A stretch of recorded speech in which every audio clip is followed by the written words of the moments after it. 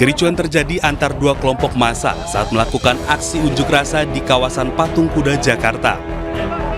Peristiwa bermula saat pendukung pasangan calon nomor urut 1 terprovokasi dengan ejekan yang dilontarkan massa pendukung keputusan KPU. Sempat terjadi saling lempar batu di jalan. Beruntung polisi yang sudah berjaga di depan gedung Mahkamah Konstitusi langsung memblokade dan memisahkan kedua kubu.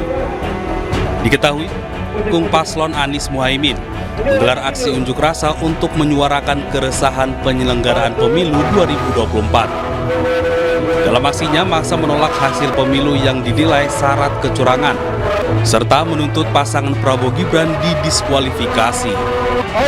Massa juga mendesak Presiden Joko Widodo mundur dari jabatannya, sebab telah melakukan intervensi selama proses pemilu. Kita hari ini datang ke sini ke MK pertama-tama untuk menuntut agar MK itu mengambil keputusan dengan mendengarkan hati nurani, agar mereka jujur, mereka adil, bersesuai dengan hati nurani keadilan. Pilpres curang harus ditolak. Pilpres yang penuh cawe-cawe dari rezim harus ditolak. Karena nggak mungkin kita punya pemimpin yang dipilih berdasarkan kecurangan. Aksi ini akan terus dilakukan pendukung dan relawan Anies Muhaimin selama proses sidang perselisihan hasil pemilu berlangsung. Dari Jakarta, Muhammad Zulhilmi, Raga Firdaus, iNews melaporkan. Sidang PHPU dengan agenda mendengarkan permohonan dari pemohon telah dilaksanakan. Ganjar Pranowo menegaskan gugatan yang diajukan lebih dari sekedar soal kecurangan pemilu Pilpres 2024. Mencapai tujuan reformasi, tetapi kita tergagap-gagap dan melangkah mundur jauh ke belakang. Demokrasi kita menjadi flawed democracy. Pasangan calon nomor urut 3 Ganjar Pranowo dan Mahfud MD hadiri sidang perdana sengketa Pilpres 2024 di Mahkamah Konstitusi Jakarta. Agenda sidang perdana hari ini ialah penyampaian permohonan pemohon. Ganjar Mahfud didampingi oleh Deputi Bidang Hukum Ganjar Mahfud, Todung Mulya Lubis. Dalam persidangan, Ganjar menyoroti hal-hal yang berkaitan dengan demokrasi di Indonesia. Kami ingin demokrasi ini diselamatkan. Kami mengingatkan kepada seluruh warga negara bahwa agenda reformasi tidak boleh dikangkangi dan semua harus menjalankan dalam koridor konstitusi, termasuk seluruh proses yang ada, dan kami berharap betul inilah benteng terakhir untuk memperbaiki semuanya itu. Dan tentu saja kami akan menyerahkan sepenuhnya kepada Hakim Konstitusi.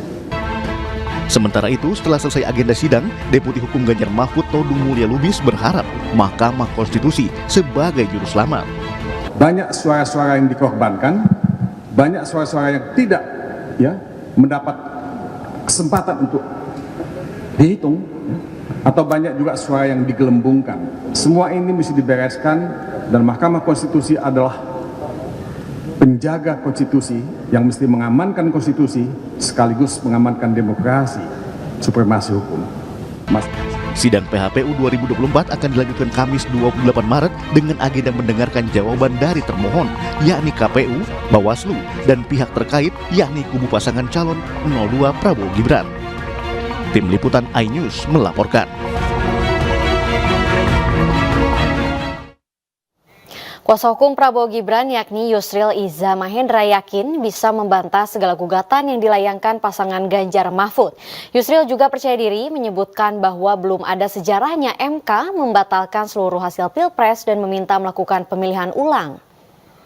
Mereka menghendaki supaya dilakukan pemungutan suara ulang tanpa mengikut sertakan Pak Prabowo dan Pak Gibran, lalu hanya Pak Ganjar, Pak Mahfud berhadapan dengan Pak Anies dan Pak Muhaimin Iskandar. Dalam sejarah pemilu kita maupun peraturan perundang-undangan kita belum pernah ada dan tidak ada aturannya bahwa pemilihan presiden dan wakil presiden itu dapat dilakukan pemungutan suara ulang secara menyeluruh. Contoh-contoh yang disebutkan dalam permohonan tadi bahwa MK pernah mendiskualifikasi itu, mendiskualifikasi ini, seluruhnya adalah diskualifikasi terhadap pilkada. Sudah berapa kali MK memeriksa, memutus perkara PHPU, pemilihan presiden dan wakil presiden, belum pernah sekalipun Mahkamah Konstitusi membatalkan seluruhnya dan kemudian Calon Wakil Presiden nomor urut 2 Gibran Rakabuming Raka menanggapi sidang perdana sengketa Pilpres 2024. Gibran mengaku akan mengikuti aturan yang ada mengikuti setiap prosesnya. Ya kita ikuti proses yang ada aja. Kan ada kemungkinan juga yang termohon itu nanti akan dimintai menjadi saksi. Oke, kita ikuti prosesnya aja. Ya, prinsipnya siap ya, Bun. Terima kasih. Pemirsa, Anies Muhaimin hari ini juga menjalani sidang perdana PHPU 2024. Dalam petitumnya, tim hukum Anies Muhaimin membahas dugaan kecurangan di Pilpres 2024. Atas pemilu dan prinsip penyelenggaraan pemilu, semuanya dapat dikualifikasi dan dikategori sebagai election fraud. Dalam sidang perdana ini, kubu Anies Muhaimin sebagai pemohon menyinggung berbagai persoalan di pemilu 2024. Mereka menilai Pilpres 2024 telah berlangsung secara curang. Salah satu dugaan kecurangan yang disampaikan ialah penggunaan sumber daya kekuasaan untuk memenangkan salah satu paslon. Hasil perhitungan suara untuk 02 di atas diperoleh dengan cara yang melanggar azas pemilu dan prinsip penyelenggaraan pemilu bebas, jujur, dan adil. 3 azas itu dilanggar secara serius oleh mesin kekuasaan. Mulai dari pelibatan lembaga kepresidenan, dukungan Presiden Joko Widodo, pelumpuhan independensi penyelenggara pemilu, manipulasi aturan persyaratan pencalonan, pengerahan aparatur negara, dan penyalahgunaan anggaran negara atau bansos yang disalahgunakan untuk menggerakkan mesin pemenangan paslon 02. Anies Baswedan selaku prinsipal di persidangan membeberkan bahwa bangsa dan negara Indonesia telah menapaki berbagai persimpangan krusial yang dapat menentukan nasib dan arah bangsa.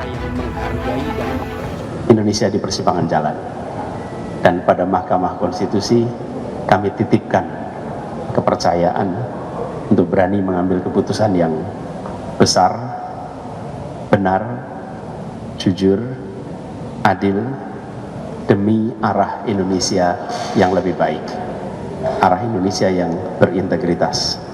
Itu yang tadi kami sampaikan kepada Majelis Hakim Mahkamah Konstitusi. Selain itu, Anies juga meminta bangsa Indonesia memutuskan nasib demokrasi dengan memperkuat fondasi keadilan di Indonesia. Tim Liputan, iNews melaporkan. Aktivis lingkungan di Jepara terjerat kasus Undang-Undang IT. Tetaplah bersama kami di iNews Malam.